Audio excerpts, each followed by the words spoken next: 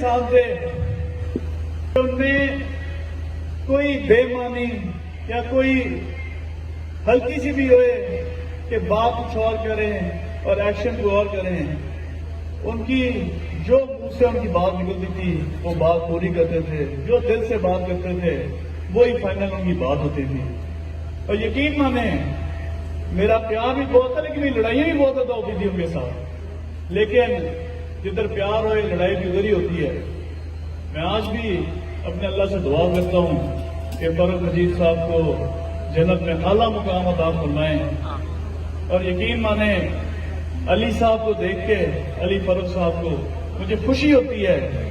وہ اپنے والد صاحب کا مشن لے کے آگے بڑھ رہے ہیں اور کوشش میں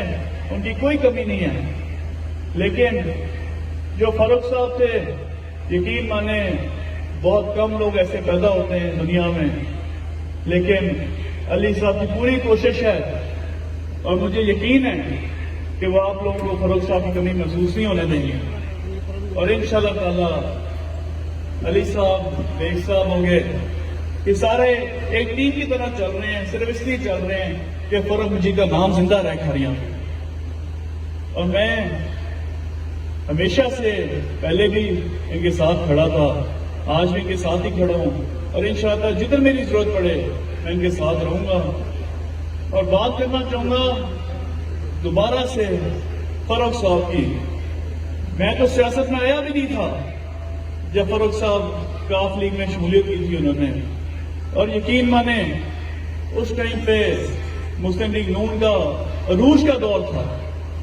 اس ٹائم پہ انہوں نے چھوڑ کے نون لیگ کو کاف لیگ میں شمولیت اختیار کی تھی۔ اس ٹائم پہ یقین مانے کاف لیگ کا جھنڈا بندے پکڑنے سے ڈرتے تھے، لیکن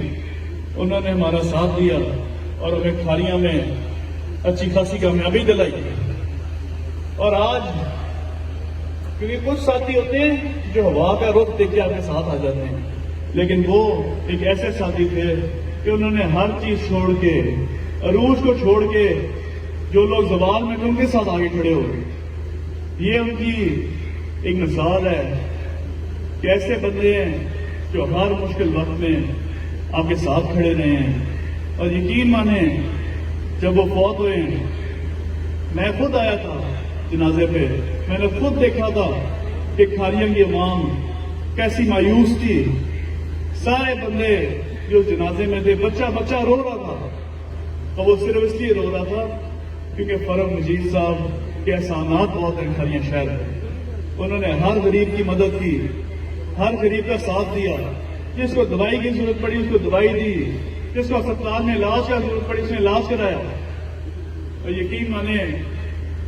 آج آپ سب کو دوبارہ دیکھ کے کافی ہوتا ہے کہ لوگ بھول جاتے ہیں، لیکن وہ انسان ہی ایسا تھا کہ آپ کے دلوں میں جگہ بنا گیا اور اس کو کوئی بھلا نہیں سکتا۔ میں اب دوبارہ آپ سب کا شکریہ ادا کروں گا۔ اور بیگ صاحب یہاں کھڑے ہیں، یہ بھی ہمیشہ سے فاروق صاحب کہتے تھے میرے بیٹے ہیں، تو بیگ صاحب ہو گئے، علی صاحب ہو گئے، میں آپ سب سے ریکویسٹ کروں گا کہ آپ سارے ان کو بھی اسی طرح جیسا فاروق صاحب آپ سے پیار کرتے تھے، یہ بھی آپ سے اس طرح پیار کریں گے انشاءاللہ تعالی۔ اور آگے چلتے ہوئے جدھر بھی کسی کو بھی ہماری ضرورت پڑی انشاءاللہ تعالی ہم ہمیشہ آپ کے ساتھ کھڑے تھے اور کھڑے رہیں گے۔ بہت مہربانی آپ سے۔